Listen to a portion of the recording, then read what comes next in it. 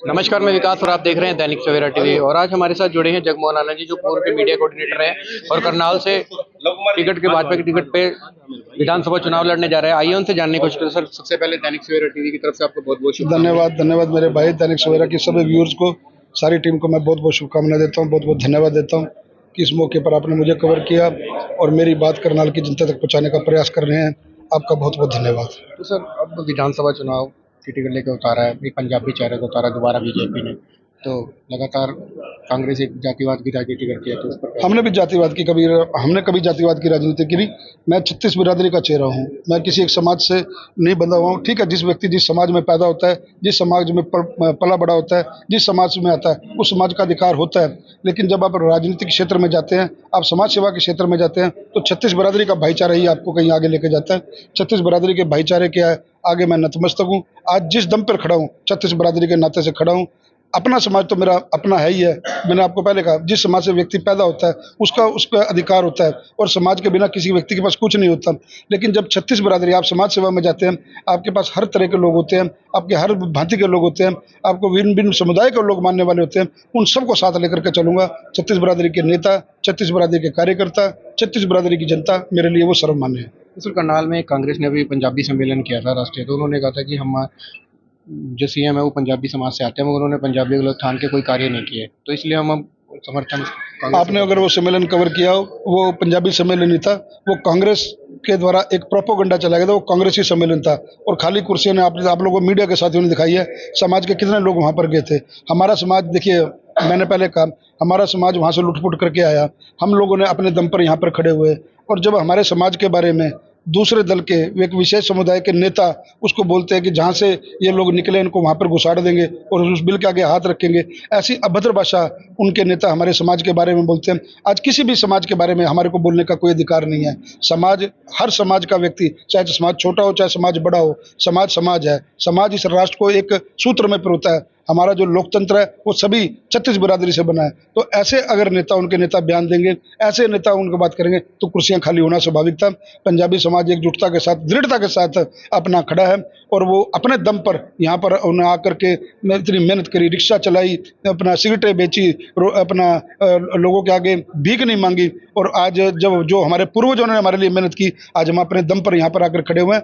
कभी भी हमारे समाज ने, अब किसी को, दूसरे दल को आप कभी भी विशेष कर कवर करें, देखें, हमारे समाज ने कभी किसी अन्य अपना धर्म के बारे में, अन्य किसी समाज के बारे में कोई ऐसी अपना बदली और अपमानजनक टिप्पणी की जो दीपेंद्र हुड्डा जी ने लगातार हमारे समाज के बारे में बोला। जनता ने तब भी उनको सबक सिखाया, आगे भी सबक सिखाएगी। तो करनाल एक दानवीरकरण की धरती है। दीपेंद्र हुड्डा के नेतृत्व में एक आगाज किया उन्होंने कि हरियाणा मांगे हिसाब को लेकर, जो मुख्यमंत्री, पूर्व मुख्यमंत्री मनोहर लाल खट्टर का हिसाब मांग रहे 9.5 साल का, कि विकास कार्य नहीं हुआ, कि और जैसे ही 10 मिनट की जिनके अपने घर शीशों के होते हैं, वो दूसरों के घरों में पत्थर नहीं फेंकते, की पुरानी कहावत है। हिसाब देने की बजाय हिसाब मांग रहे, उल्टा चोर कोतवाल को डांटे।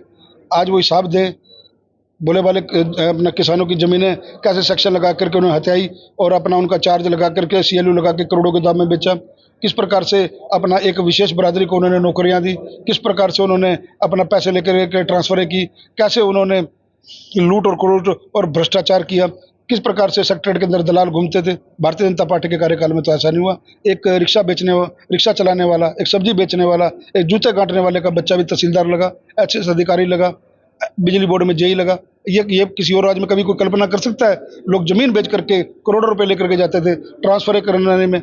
जब दिल्ली से अपना चंडीगढ़ से चलते थे, अमुक आदमी की ट्रांसफर करवा करके वहां से चलते थे, रास्ते में आते आते पीपली तक उस आदमी की ट्रांसफर दोबारा, कोई पहले अपना 5 लाख रुपए देता था, कोई 10 लाख रुपए जाकर के वो ट्रांसफर फिर रुकवाता था। ऐसा हमारे राज्य में नहीं हुआ। ऑनलाइन पॉलिसी बनी, अच्छी पॉलिसी बनी, जनता के लिए समर्पित। कोई भी नई चीज आप शुरू करोगे उसमें थोड़े थोड़े अपवाद रहते हैं, शुरुआत में दिखते आते हैं, लेकिन उसके बाद एक सिस्टम बन जाता है। ऐसा सिस्टम बना, अन्य प्रदेशों ने भी अपनाया।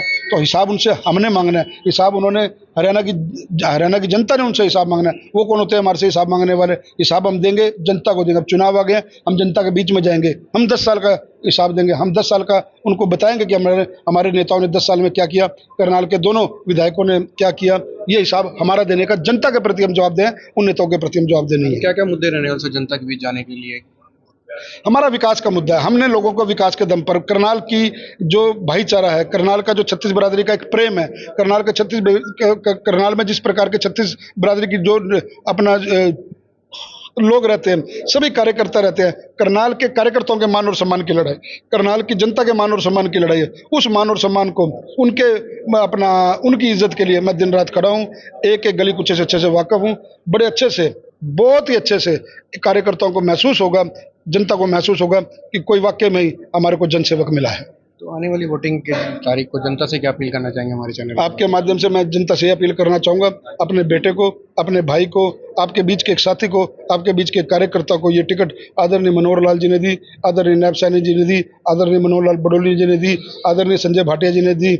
उन सब नेताओं को मैं धन्यवाद करता हूँ। उन्होंने आपके बीच में एक बच्चा खड़ा किया। राष्ट्रीय अध्यक्ष जेपी नड्डा जी का बहुत बहुत धन्यवाद, आदरणीय अमित शाह जी का बहुत बहुत धन्यवाद।